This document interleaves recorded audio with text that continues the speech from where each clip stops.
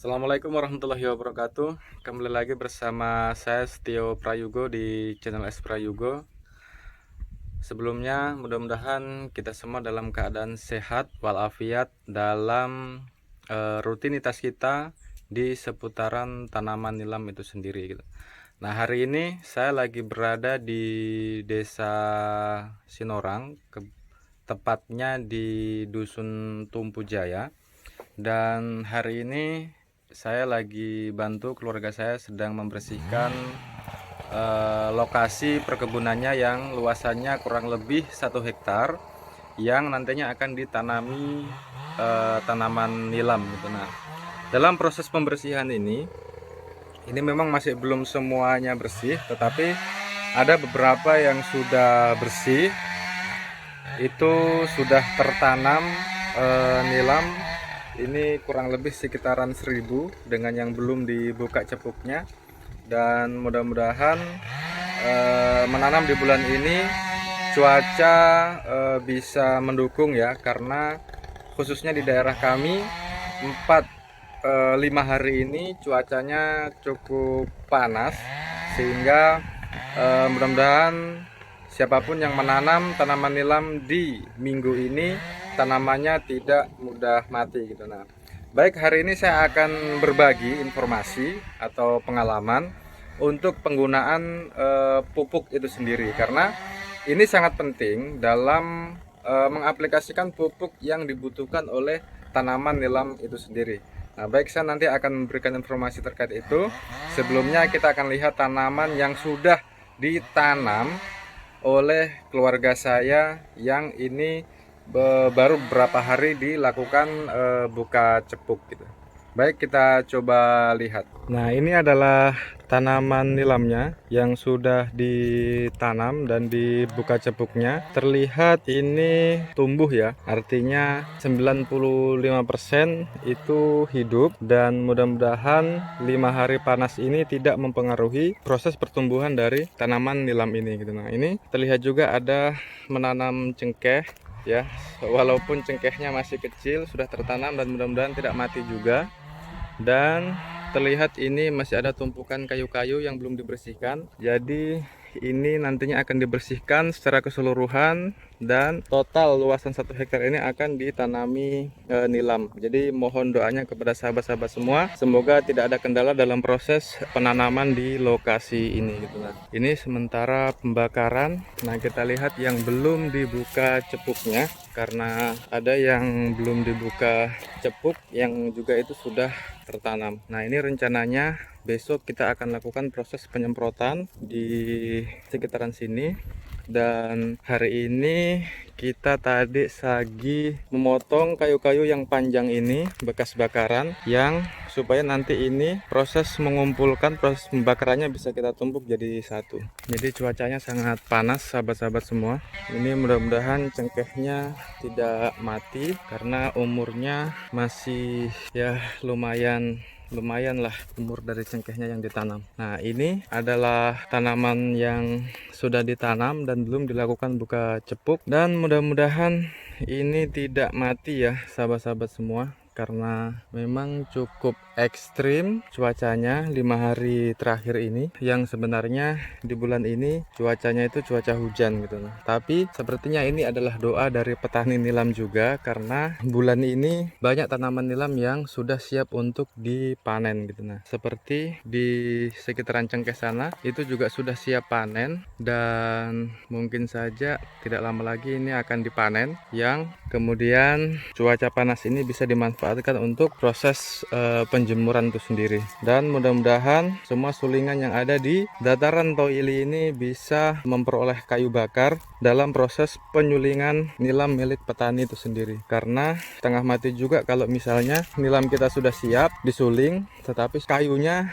itu tidak ready gitu, tidak siap, sehingga tentu ini akan menghambat dalam proses penyulingan hasil panenan nilam kita gitu. Nah, sehingga mudah-mudahan di cuaca 5 hari terakhir ini beberapa sulingan sudah siap untuk melakukan penyulingan nilam milik petani itu sendiri. Kembali ke topik awal, seperti yang saya katakan tadi soal pemupukan.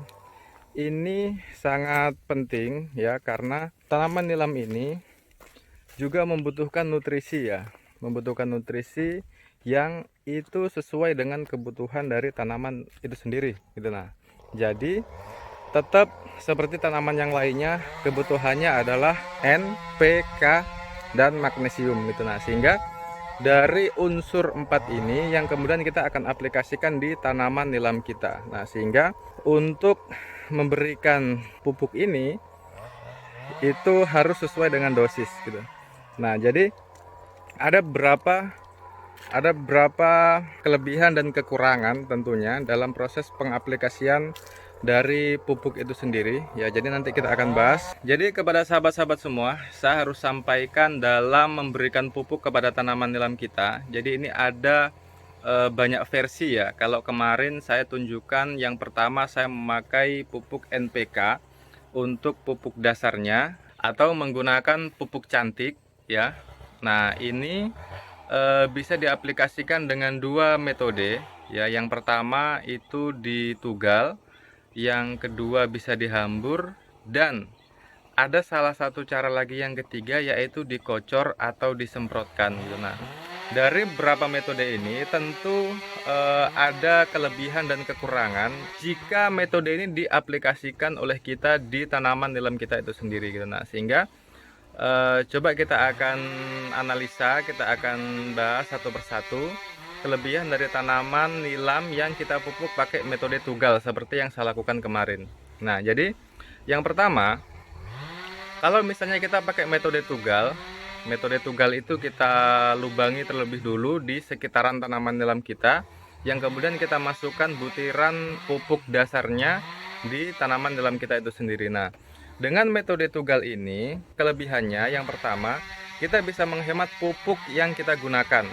Nah, kenapa kita bisa menghemat pupuk yang kita gunakan? Karena tidak akan mubazir pupuk yang kita tanam di tanaman dalam kita ya dengan metode tugal ini. Karena kenapa? Di cuaca panas seperti ini, kalau misalnya kita tugal, maka tentu tidak akan terjadi penguapan dari pupuk yang kita aplikasikan di tanaman dalam kita.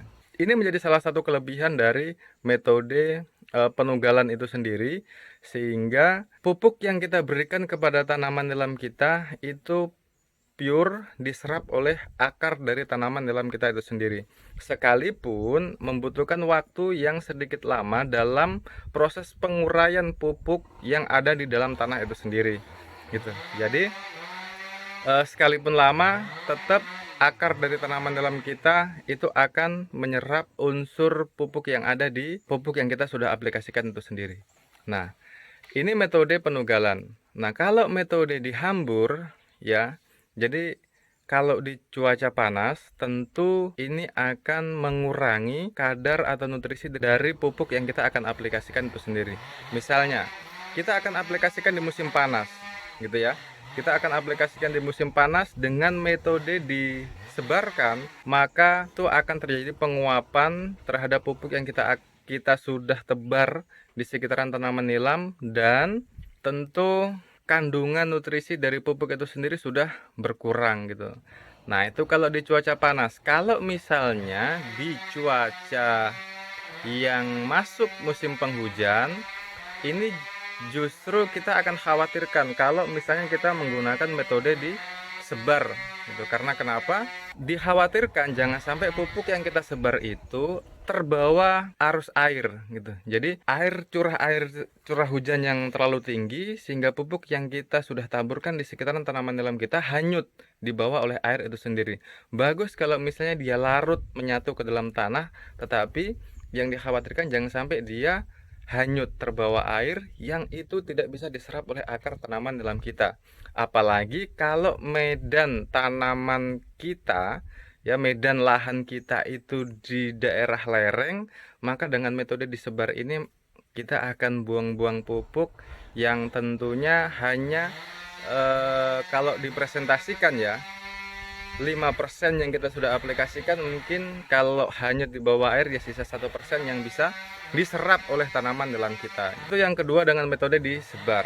Yang ketiga, dengan metode disemprotkan atau dikocorkan. Nah, kalau metode yang dikocorkan dan disemprotkan ini lebih irit lagi. Kenapa saya katakan irit? Karena 1 kilo pupuk padat kalau kita cairkan dan kita campurkan di dalam air, maka ini akan menghasilkan banyak liter ya, banyak liter. Misalnya gini, 1 kilo kita ambil contoh saja misalnya pupuk cantik ya. 1 kilo pupuk cantik kita larutkan di air 1,5 liter ya, misalnya di botol aqua nih 1,5 liter kita larutkan, yang kemudian nanti kita masukkan ke dalam ember yang kapasitas misalnya 5 liter atau yang 10 liter misalnya, yang 5 liter aja lah. Nah, yang 5 liter air itu kita campurkan dengan 1 kilo pupuk cantik yang sudah larut. Nah, ketika sudah larut, kita larutkan bersama 5 liter air, kita bisa langsung kocorkan. Misalnya dalam satu tangki itu kan bervariatif ya, ada yang 15 liter, 16 liter, atau ada yang kapasitas yang lebih tinggi. Misalnya 15 liter aja lah, atau 16 liter. Sehingga kita bisa memasukkan yang 5 liter hasil campuran pupuk cantik tadi itu bisa menggunakan takaran gelas yang kita gunakan untuk menutup cepuk yang kita gunakan untuk menutup tanaman nilam kita pada saat kita menanam. Nah, dalam ukuran satu tangki itu bisa kita kasih 2,5 sampai 3 ya, 3 cepuk itu dalam ukuran 16 liter air.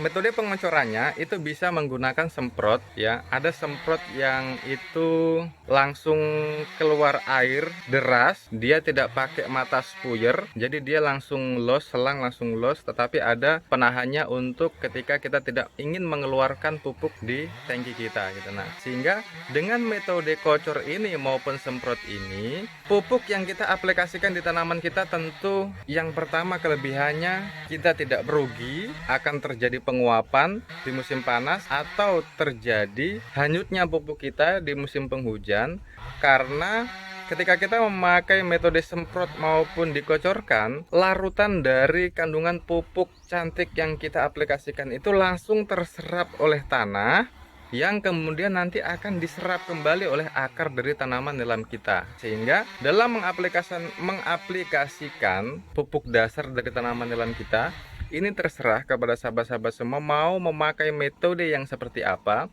Tetapi yang lebih efektif kalau saran saya dengan metode dilarutkan terlebih dulu yang kemudian diaplikasikan kepada tanaman nilam kita.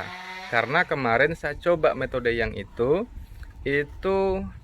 dia tidak menunggu lama, dalam jangka waktu 3-4 hari itu sudah terlihat perubahan dari tanaman nilam kita gitu.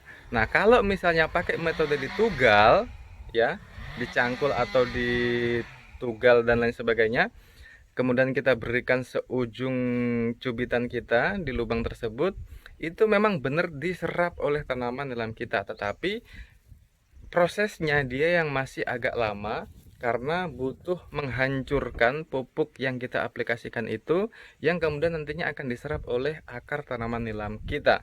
Tetapi kalau misalnya metodenya adalah metode dikocor atau metode disemprotkan, maka pupuk yang kita aplikasikan itu akan cepat diserap oleh tanaman nilam kita. Nah, jadi 3 cara ini mengaplikasikan pupuk dasar bisa dicontoh ya, bisa diaplikasikan kepada sahabat-sahabat semua.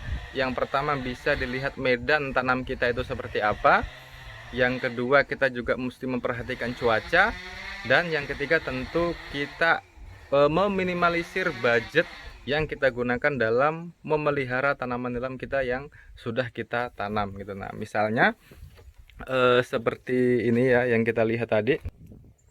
Nah, seperti ini sudah bisa dilakukan proses pengocoran, pengaplikasian pupuk dasarnya, karena ini saya yakin sudah memiliki daya tahan dari akar dan batangnya, itu sudah bisa kalau kita mau aplikasikan pupuk dasarnya gitu.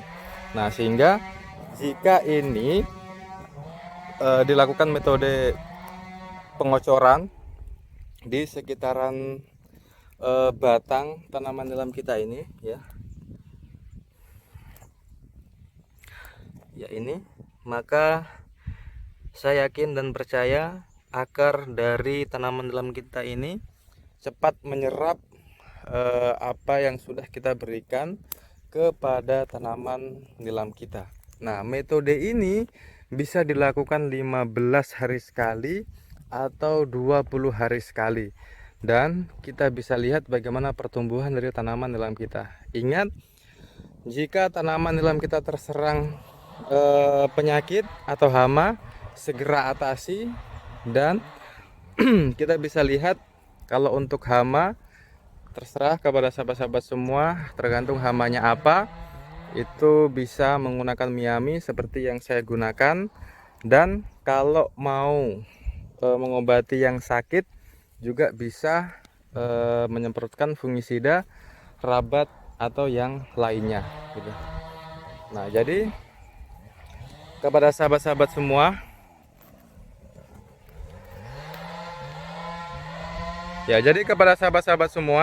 ini saya sedikit berbagi pengalaman saya yang mudah-mudahan ini membawa manfaat kepada sahabat-sahabat semua, dan informasi ini bisa diaplikasikan untuk para pemula ya. Karena kalau yang sudah senior, yang sudah paham soal tanaman nilam, saya yakin bisa memberikan saran juga, masukan lewat kolom komentar ya, supaya siapapun yang menyaksikan video ini bisa saling belajar, saling tukar informasi dari bagaimana kita menanam nilam dan merawat nilam itu sendiri.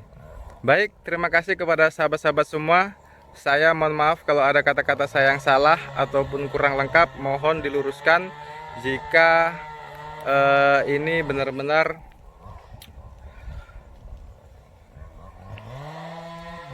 mohon diluruskan. Jadi terima kasih kepada sahabat-sahabat semua, terima kasih yang sudah support channel saya, dan mudah-mudahan ini bisa menjadi spirit bagi saya dalam membuat video-video saya selanjutnya. Baik, terima kasih. Saya Setio Prayogo, salam petani nilam Indonesia. Wassalamualaikum warahmatullahi wabarakatuh.